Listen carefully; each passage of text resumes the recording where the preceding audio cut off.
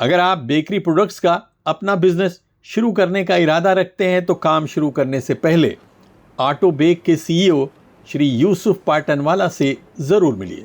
ये 25 साल मुझे बेकिंग इंडस्ट्री में हो गए, तो किसी को भी किसी भी तरीके का सपोर्ट चाहिए, जानकारी चाहिए कि किस तरह से छोटे स्केल पे स्टार्ट करके कर सकते हैं काम, तो वो सब चीज़ में उनको सपोर्ट करने के लिए, राय देने के लिए आप बेशक कभी भी हमें अप्रोच कर सकते हैं। आमतौर पर जब हम किसी बेकरी की बात करते हैं तो दिमाग में चिमनी से उठता धुआं, भट्टी की तेज आग और ढेरों लोगों से भरी एक बड़ी बेकरी की तस्वीर उभरती है।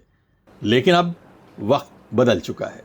अब आप कम बजट, कम जगह और कम स्टाफ में भी एक आधुनिक बेकरी खड़ी कर सकते हैं। बेकिंग इंडस्ट्री में आ चुकी इस नई क्रांति को भारत में आगे बढ़ाने वालों में सबसे अहम नाम है यूसुफ पाटनवाला का। पिछले 25 साल से बेकिंग इंडस्ट्री में काम कर रहे यूसुफ साहब की कंपनी ऑटोबेक 360 बेकिंग सॉल्यूशंस ने भारत के कई शहरों और कस्बों में बेकरी सेटअप करवाई है और अब यूरोप, अमेरिका और ऑस्ट्रेलिया में भी बेकिंग बिजनेस को आगे बढ़ा रहे हैं। ऑटोबेक ये कंपनी मैंने लगभग 15 साल पहले शुरू की थी। मैंने इंजीनियरिंग किया था और फिर एमबीए किया ऑपरेशंस में। उसके बाद मैंने बेकिंग इंडस्ट्री में 10 साल का तजुर्बा लिया था। जैसे केक इंडस्ट्री है, ब्रेड इंडस्ट्री है, कुकीज़ है, खारी है, टोस्ट, तो ये इंडस्ट्री में लगभग मैंने 10 साल वर्क किया बाकायदा। और 10 साल उसमें जब मैं काम कर रहा था, उसमें पूरी इंडस्ट्री का मैंने एक एक्सपीरियंस लिया, तजुर्बा लिया कि किस तरह से अभी काम हो रहा है और हिंदुस्तान में किस तरह से काम होता है, और जो यूरोपियन कंट्रीज़ है जहाँ बेकरी प्रोडक्ट्स का चलन बहुत ज़्यादा है, लगभग अपने से 25 से 30 गुना ज़्यादा है। तो जो बेकिंग इंडस्ट्री की टेक्नोलॉजी है अपनी इंडिया में जो है वो उस समय थी, और उस समय यूरोपियन टेक्नोलॉजी अपने से बहुत ज़्यादा एडवांस थी, और जाहिर है क्योंकि वहाँ पे बेकरी प्रोडक्ट का चलन बहुत ज़्यादा था। तो उस समय मुझे जहन में ऐसा ख्याल आया कि क्यों ना वो जो टेक्नोलॉजी यूरोपियन इंडस्ट्रीज़ में, यूरोपियन कंट्रीज़ में यूज़ होती है, मान लो कि जो एनर्जी एफिशिएंट है, मान लो एक किलो ब्रेड बनाने के लिए कितनी एनर्जी यूज़ होती है, और यूरोप में वही 1 किलो ब्रेड के लिए कितनी कम एनर्जी यूज़ होती है। तो वो टेक्नोलॉजी लानी चाहिए क्योंकि अपनी एनर्जी की सेविंग होती है। उसी तरह फूड प्रोडक्शन है अपना, क्योंकि बेकरी फूड से, खाने पीने की चीज़ों से ताल्लुक़ रखता है। तो मैंने देखा कि यहाँ पे कुछ भी बेकरी प्रोडक्ट बनाने में वेस्ट कितना होता है फूड प्रोडक्ट का, और अगर यूरोप में ऐसी टेक्नोलॉजी है जहाँ पे वो टेक्नोलॉजी लाके फूड का वेस्ट हम कम कर सकते हैं, मिनिमाइज़ कर सकते हैं, तो वो टेक्नोलॉजी अपन क्यों नहीं लाए।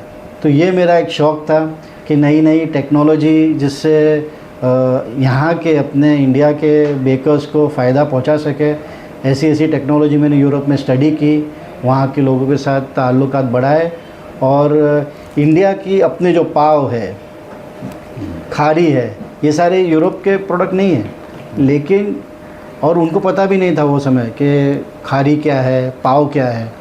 तो यहाँ के प्रोडक्ट हम जानते हैं और उनकी मशीन वो जानती है। तो मेरा ऑटोबेक का काम ये था कि वो एक ब्रिज बन गया। इंडिया की रिक्वायरमेंट भी मैं समझ गया और यूरोपियन टेक्नोलॉजी भी मैं समझा। तो ये जो गैप था वो ऑटोबेक ने फुलफ़िल किया। तो आप ऐसा बोल सकते हैं कि जो सबसे पहली लाइन इंडिया में पाव बनाने की, उस समय 15 साल पहले, 10-12 साल पहले कोई सोच नहीं सकता था कि जो पाव बनता है, अपन जो लादी पाव, भाजी पाव खाते हैं, वो जर्मन मशीन से, जर्मन टेक्नोलॉजी से बनेगा। 15 साल पहले जब मैं बेचने निकला था, लोग मुझे बोलते थे, यूसुफ ये क्या कर रहा है, पाव बनाने के लिए कोई जर्मनी से मशीन लाएगा, ऑस्ट्रिया से मशीन लाएगा। मैं बोला हाँ, टेक्नोलॉजी है, क्यों नहीं लाएंगे। और सबसे पहली पाव प्रोडक्शन की line, automatic line, 21,500 piece per hour की लाइन हिंदुस्तान में इस्टेब्लिश करने वाले हम थे। तो आज भी वो लाइन चालू है। लगभग 4.5 लाख पाव रोज़ाना एक ही मशीन पे बन रहे हैं। तो ऐसी टेक्नोलॉजी हम फिर शुरू किया हिंदुस्तान में लाना। अपनी बेकरी, जितनी बेकर्स थे वो 10 साल 15 साल तक एक लेवल तक आके रुक गए थे, क्योंकि ऑटोमेशन के सिस्टम्स अवेलेबल नहीं थे, टेक्नोलॉजी अवेलेबल नहीं थी। और ये गैप हमने फुलफ़िल किया।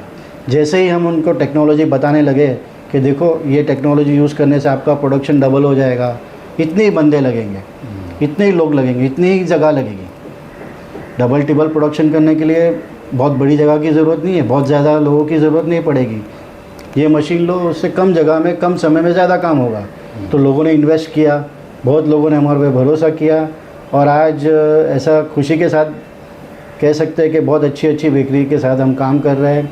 उनका भी बिज़नेस बढ़ते गया और हमारा भी बिज़नेस उस तरह से बढ़ते गया और हमको एक तरह से इंथुजियाज़म, एक प्रोत्साहन मिलता गया कि नई नई टेक्नोलॉजी हम लाते रहे और अपने बेकरी इंडस्ट्री ऑफ इंडिया जो बोलते हैं उनको हर तरह से फ़ायदे पहुंचाते रहे। अगर मुंबई की बात करें तो यहाँ तो जगह की बहुत कमी है जी। सोसाइटीज़ में जो बेकरी है उनके लिए बड़ी परेशानी ये है कि पोल्यूशन की वजह से परमिशन कई जगह नहीं मिलती रही। बराबर। अभी तो गवर्नमेंट थोड़ा सा सख्त हुई, तो उसको देखते हुए आप जो है यहाँ मुंबई के जो बेकरी वाले हैं तो उनको क्या मैसेज देना चाहेंगे कि कितने बजट में अगर वो चाहें तो शिफ्ट कर सकते हैं बिज़नेस, और क्या ऑफ़र जो है आप अपनी तरफ से उन तक पहुँचाना चाहेंगे? बिल्कुल, ये बम्बई की मार्केट पूरे हिंदुस्तान की मार्केट से टोटली अलग है। एक तरह से देखना हो तो पॉपुलेशन और यहाँ का जो क्राउड है पूरा मिक्स क्राउड है और हर तरीके के प्रोडक्ट, बेकरी प्रोडक्ट मुंबई में बिकते हैं। छोटे में छोटा समझो 5 रुपये वाला भी हो या 500 रुपये वाला केक भी हो या 500 रुपये वाली पेस्ट्री भी हो, प्रीमियम सारी मुंबई में आपको हर कैटेगरी के लोग मिलेंगे यहाँ पे और हर कैटेगरी का प्रोडक्शन होगा। तो यहाँ पे जो जगह की किल्लत आपने बिल्कुल बताया कि सोसाइटीज़ में अपनी सिटी, अभी ये सिटी लाइफ है यहाँ पे, तो कम ऐसी टेक्नोलॉजी, ऐसे ओवन आए हैं, इलेक्ट्रिक ओवन मान लो छोटी सी जगह में फ़िट हो गया। और जो बड़ी बड़ी भट्टी पहले लगानी पड़ती थी, चिमनियाँ लगानी पड़ती थी थोड़ा सा प्रोडक्शन करने के लिए, भी इतने कॉम्पैक्ट ओवन आने लगे हैं जिसमें ज़्यादा चिमनी और फ्यूल गैस नहीं ज़रूरत पड़ती। इलेक्ट्रिकल ओवन्स आ गए तो छोटी जगह में ज़्यादा प्रोडक्शन कर सकता है बंदा। और क्योंकि ओवन्स इतने एडवांस आ गए तो एक ही ओवन में आप चाहे कुकी बना लो, बिस्किट बना लो, चाहे केक बना लो, चाहे ब्रेड बना लो, चाहे क्रोज़ोन बना लो। तो ये सारी सुविधाएं एक अच्छे ओवन के लेने से फ़ायदा हो गया कि बंदा एक ही ओवन में छोटी जगह में बहुत सारे प्रोडक्ट बना सकता है और ज़्यादा प्रोडक्ट बना सकता है। तो अगर आप इन्वेस्टमेंट वाइज अगर आप बात करते हैं तो हम क्या करते हैं कि जो भी हमारे पास आते हैं उनके माइंड में एक आइडिया रहती है कि हमें बेकिंग इंडस्ट्री में कुछ करना है। मान लो ब्रेड इंडस्ट्री, वो किसी के घर में कोई हाउसवाइफ रहती है, उन्होंने कोई कोर्स किया रहता है, शायद कहीं पे कोर्स किया है बेकिंग का, उनके माइंड में है कि मुझे क्रोज़ोन अच्छे बनाने हैं। किसी के यहाँ माइंड में आता है कि मुझे ब्राउनी अच्छे बनाने हैं। किसी के अंदर कुकीज़ बनाने की टैलेंट रहती है कि मुझे कुकीज़ अच्छे बनाने हैं। तो हम लोग इस तरह से हर कस्टमर जो है उनका टैलेंट समझते हैं, उनकी रिक्वायरमेंट समझते हैं, उनका शौक़ समझते हैं और देखते ये इंडस्ट्री में क्या करना चाहते हैं। भले आज छोटा स्टेप लेना चाहते हैं लेकिन कल जाके वो ये बड़ा बनना चाहते हैं। तो हम शुरू से उनके साथ काम करते हैं। कम से कम बजट में उनको छोटा ओवन भी, आज मान लो कि अगर आपको दिन में समझ लो कि 20-25 किलो कुकीज़ भी बनानी हो तो एक छोटा ओवन अगर आप लगा लो 4.5 से 5 लाख रुपए का, एक छोटा अच्छा मिक्सर लगा लेते हैं 1.5 से 2 लाख के बीच में। तो मैं मानता हूँ ये दो एक इम्पॉर्टेंट मशीन्स है, एक मिक्सिंग और एक बेकिंग। ये दो चीज़ अगर आपके पास है तो 60-70% ऑफ द प्रोडक्ट आप आराम से बना सकते हो बेकिंग इंडस्ट्री के। और समझो 150 स्क्वायर फीट जगह है, 25 से 20 लाख रुपए अंदर का इन्वेस्टमेंट है, तो आप एक अच्छी खासी एक होम बेस्ड बेकरी सेट कर सकते हो। अच्छा, आपने तो फॉरेन में भी कई जगह सेटअप किया है इस तरह से, तो क्या कहाँ किया है, किस तरह से किया है, और यहाँ अगर कोई उस लेवल का कोई प्रोजेक्ट जो है तैयार करना चाहता है, आगे बढ़ना चाहता है, तो क्या राय देना चाहेंगे आप?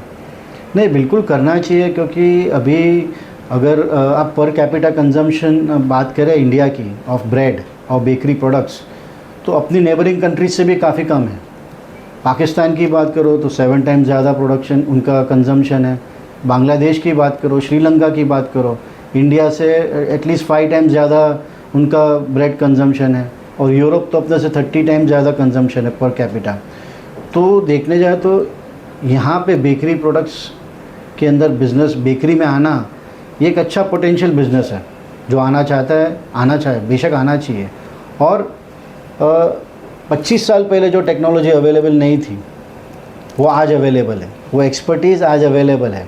बहुत सारी टेक्नोलॉजी जो यूरोप में बहुत नहीं मिली, तो किसी को बड़ी बेकरी स्टार्ट करनी, जो आपने बताया कि यूरोप में हम लोग ने सेट की है, कनाडा में हमने सेट की है, यूएसए में की है, ऑस्ट्रेलिया में की है, मिडिल ईस्ट में की है, और वो लेवल की बेकरीज यहाँ पे अभी बन रही है। बहुत सारे अपने, अगर मैं गिनने जाऊँ 15 से 20 बेकर्स ऐसे हैं जो वहाँ की टक्कर का बड़ा प्लांट, जो यूरोप में मिले बड़ी प्लांट्स, वैसी ही टाइप के प्लांट्स इंडिया में भी है।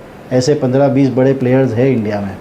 तो आप मुझे जो पूछ रहे हैं कि मुंबई के लोगों को अगर बेकरी में आना है तो बेशक आप आइए, और इसमें सही तरह से इन्वेस्टमेंट करते हैं सही टेक्नोलॉजी में, तो एक अच्छा साइजेबल स्केल, हाई स्केल का बिज़नेस अपन मुंबई में सेट कर सकते हैं।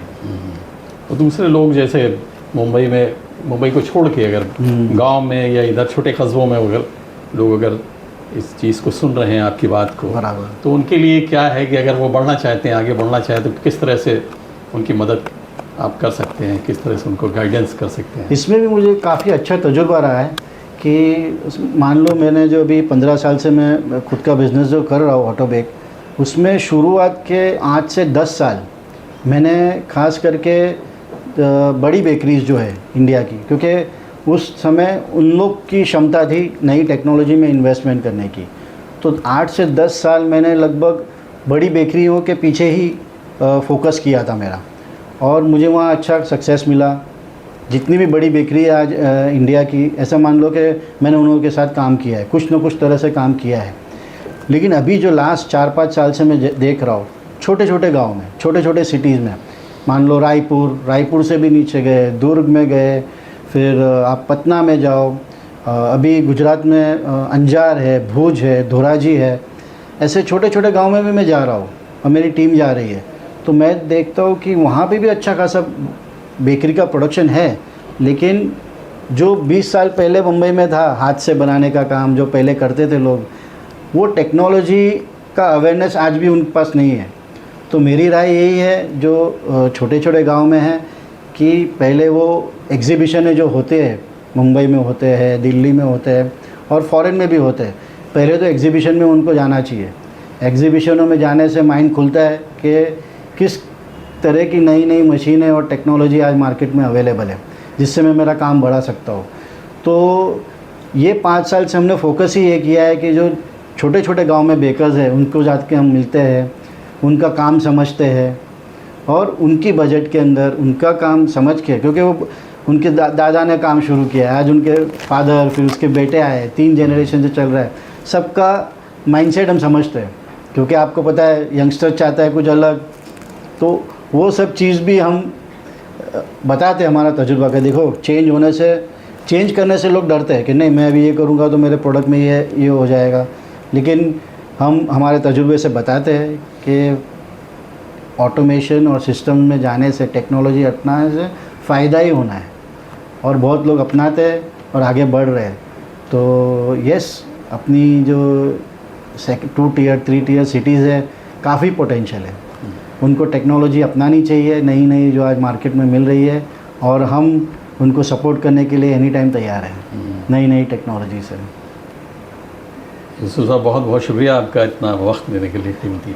नहीं, आपने काबिल समझा ये इंटरव्यू के, और मेरा ऐसा ही कहना है कि अगर आप मुझे क्लोजिंग रिमार्क बताया तो पोटेंशियल बहुत ज़्यादा है ये इंडस्ट्री का, और ये 25 साल मुझे बेकिंग इंडस्ट्री में हो गए, तो किसी को भी किसी भी तरीके का सपोर्ट चाहिए, जानकारी चाहिए कि किस तरह से छोटे स्केल पे स्टार्ट करके कर सकते हैं काम, तो वो सब चीज़ में उनको सपोर्ट करने के लिए, राय देने के लिए आप बेशक कभी भी हमें अप्रोच कर सकते हैं।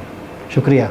थैंक यू, बहुत बहुत शुक्रिया। अगर आप बेकिंग इंडस्ट्री की पूरी जानकारी, मशीनरी सेटअप या ट्रेनिंग के बारे में जानना चाहते हैं तो उनकी वेबसाइट पर जाएं www.autobake.in।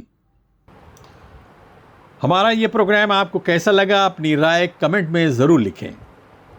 Abid Naqvi, press 9 news, Mumbai.